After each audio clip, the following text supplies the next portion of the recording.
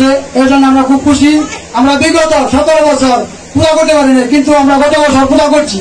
ঠিক আছে, আমাদের এলাকার নেতৃবৃন্দ, বিএনপি নেতৃবৃন্দ আমাদের সহায়তা করছে, সাবিল হাসান বাকি ভাই আমাদের সহায়তা করছে। আমরা একটা আগামী জুড়া পুরা করছি, একটা অষ্টপ্রহর করছি। আমরা চাই ধানের শীষের ভোট দিয়ে আমরা প্রতি বছর প্রত্যেকটা লোক আমাদের সাহায্য করবো। আপনাকে খুব বিশ্বাস করি, আমরা আপনাদের বক্তব্য শেষ করছি।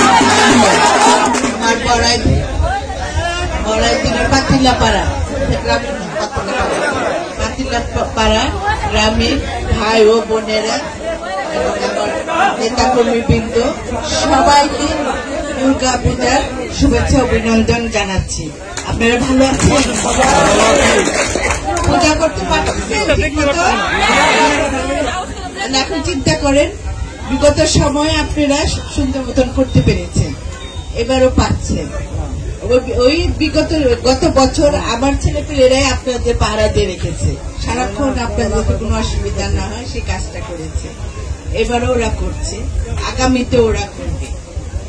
এর অর্থ কি হলো? এর অর্থ হলো আমাদের সবাইকে ঐক্যবদ্ধভাবে থেকে এই যে আপনারা সুন্দর একটা পরিবেশ পাচ্ছেন, সেই পরিবেশটাকে যদি ধরে রাখতে হয় তাহলে একটাই উপায় আছে, ধানের শীষকে ভোট দিতে হবে।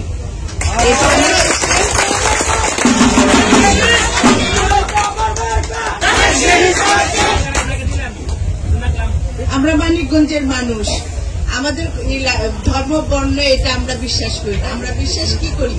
আমরা বিশ্বাস করি আমরা সবাই মানুষ এবং আমরা সবাই মানিকগঞ্জবাসী। আমরা একে অপরের বন্ধু হয়ে, একে অপরের ভাই হয়ে, বোন হয়ে একসাথে থাকবো।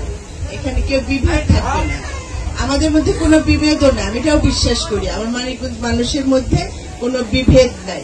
আমরা সব ধর্মাবলম্বী মানুষ একসাথে এখানে থাকছি। আপনারা যারা এখানে আছেন এই হিন্দু সম্প্রদায়, তারা তো নিজেরাও স্বীকার করবেন যে আমাদের মানিকগঞ্জের মতো এত শান্তিপ্রিয় জায়গা কোথাও নেই।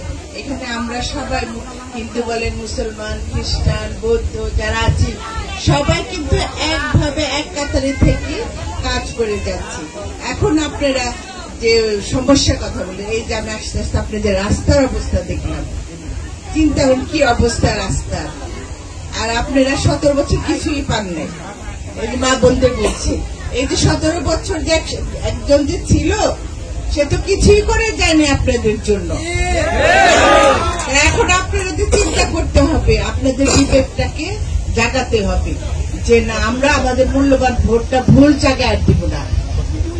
আপনারা যে রাস্তা চাচ্ছেন, সব মন্দির চাচ্ছেন, সবকিছুই সম্ভব হবে।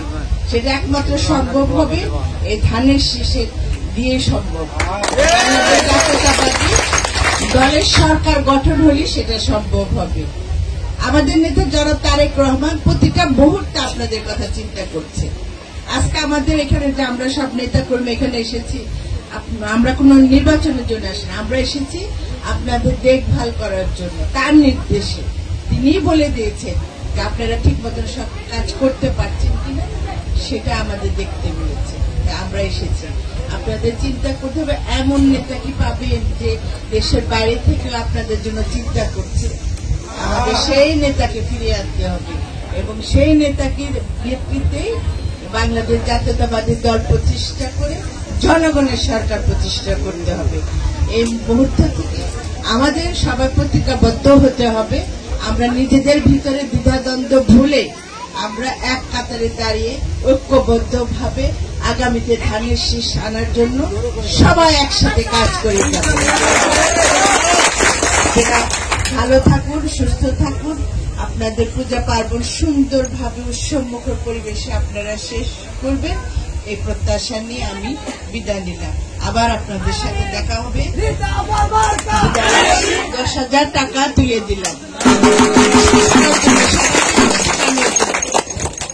ঠিক আছে, আমরা এখন আসি। আরো অনেক এখন যাবো, এখন আমরা যাবো দিঘলিয়া থেকে যাবো ধানকোড়া,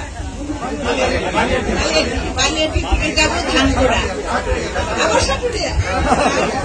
তাহলে রাত প্রতিদিনে রাত 3টার সময় বাসায় ফিরতেছি আপনাদের জন্য। এটা মনে রাখবেন, আপা আপনার আমি একা না, আমার প্রত্যেকটা নেতা কর্মী আপনাদের জন্য কষ্ট করতেছে। এটা আপনারা মনে রাখার চেষ্টা করবেন। ধন্যবাদ।